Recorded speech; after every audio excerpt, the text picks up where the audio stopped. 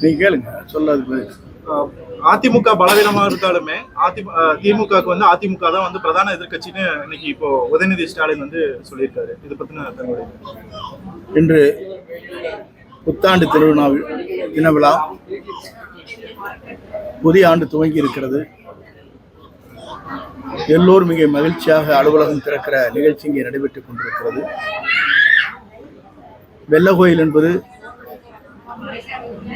இனி வெற்றி கழகத்துடைய திருப்பு முனையாக அமையப் போகிறது.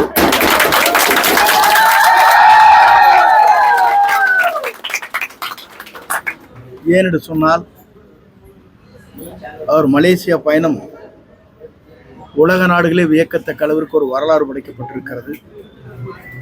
நான் இது எதற்காக சொல்கிறேன் என்று சொன்னால், ஏறத்தாழ 1 லட்சம் பேர்கள் அங்கே கூடியிருப்பது இதுவரையிலும் உலக வரலாற்றில் மலேசியா மண்ணில் முதலாக நடைபெற்ற ஒரு நிகழ்ச்சியாகும். மலேசியாவை பொறுத்தவரையிலும் 6 வழிச்சாலைகள் 8 வழிச்சாலைகள் இங்கே இருக்கிறது.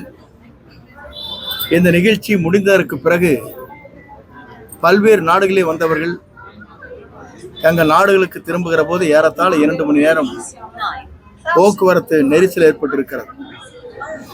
ஒரு வரலாறு படைத்த நிகழ்ச்சியாக உலகத்திலே இருக்கிற பல்வேறு நாட்டு சார்ந்தவர்கள் வியக்கத்தக்க அளவிற்கு ஒரு வரலாறு படைக்கப்பட்டிருக்க நிகழ்ச்சி இங்கே நடைபெற்றிருக்கிறது. வருகின்ற 9ஆம் தேதி அன்று ஜனநாயகம், இன்று தமிழகத்திலே ஜனநாயகம் சுக்குநூறாக உடைக்கப்பட்டிருக்கிறது. அதை காப்பதற்கு அந்த திரைப்படம் வர இருக்கிறது. அது வருகிற போதுதான் ஜனநாயகத்தை காப்பதற்கு, தமிழ் மண்ணில் பிறந்திருக்கிற பெண்களுக்கு பாதுகாப்பு அளிப்பதற்கு, சட்டொழுங்கை பேணி காப்பதற்கு, எல்லோரும் எல்லா நலம் பெற வேண்டும் என்ற நோக்கத்தோடு இன்று மனிதநேயத்தோடு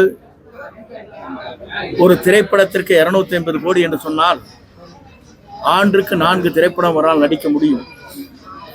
1000 கோடி எனக்கு தேவையில்லை, ஆர்ப்பரித்து வருகிற மக்களுக்கு நல்ல பணிகளை செய்ய வேண்டும் என்ற நோக்கத்தோடு இன்று நிகழ்ச்சியிலே கலந்து கொள்கிறார்கள். அவரை பொறுத்தவரையிலும் 2026 அவர்தான் தமிழ்நாட்டின் நிரந்தர முதலமைச்சர். வரலாறு படைக்கிறார்.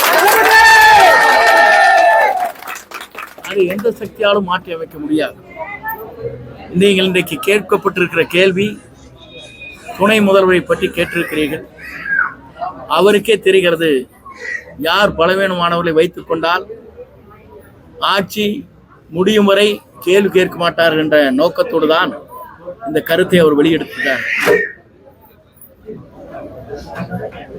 கருத்து வெளிப்படுத்தப்பட்டிருக்கிறது.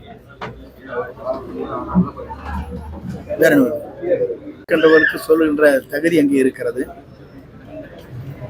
மக்களை நேசிப்பதற்கு, மக்களை ஆளுவதற்கு தகுதி என்று சொன்னால் 2021 ஏன் வெற்றி பெறவில்லை?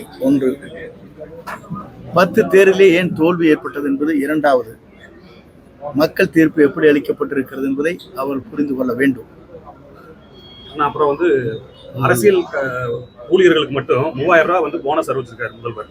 மற்றவங்களுக்கு அறிவிச்சிருக்காங்களா அப்படிங்கிற தெரியல. அதை பத்தி எங்களோட போன முறை தேர்தல் என்பது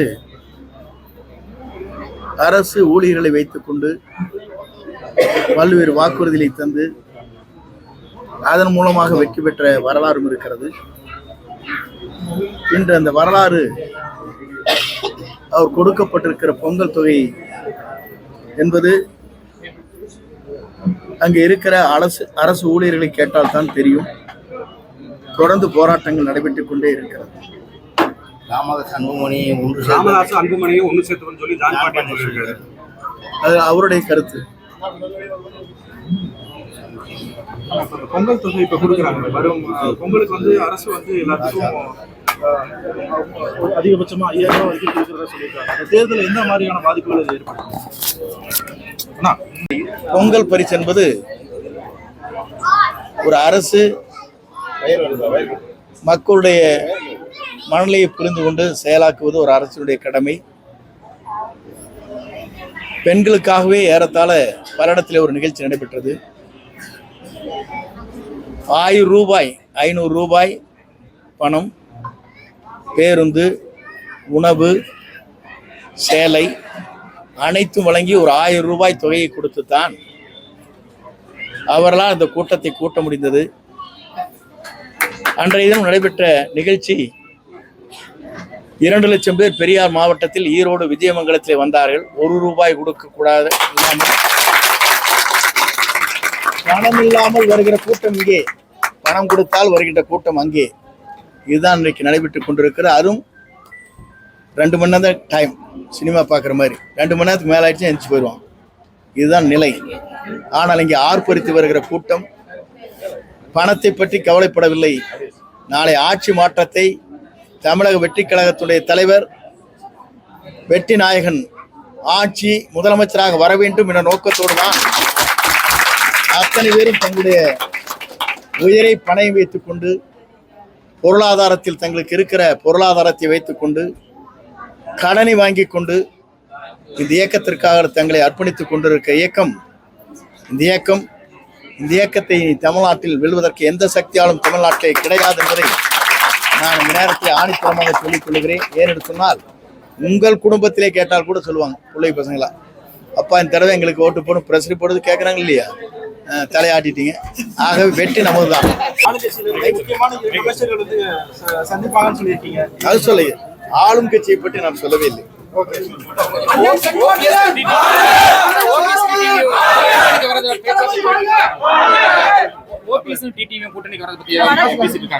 தெளிவாக இருக்கிறது. எவ்வளவுதான் எடப்பாடியார் அழைத்தாலும் அழைக்க வாய்ப்பில்லை. மணலை வேறு, இன்றைய நிலை வேறு. அதை மற்றவர்கள் புரிந்து கொண்டால் சரி. முன்னாள் அமைச்சர் எத்தனை பேர் வருவாங்க?